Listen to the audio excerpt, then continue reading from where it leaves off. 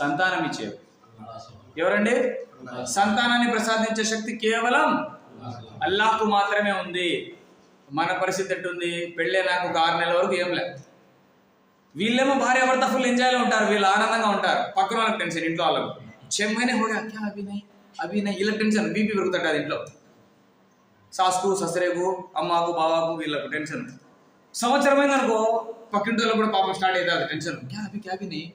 క్యాబిని అర్థమైందా? ఇది కదా జరిగేది.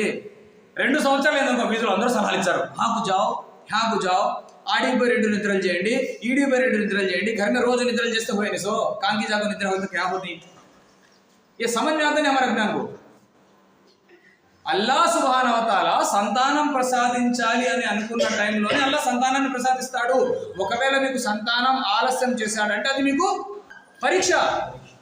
తొందరగా ఇచ్చాడు అనుకోండి అది పరీక్షే.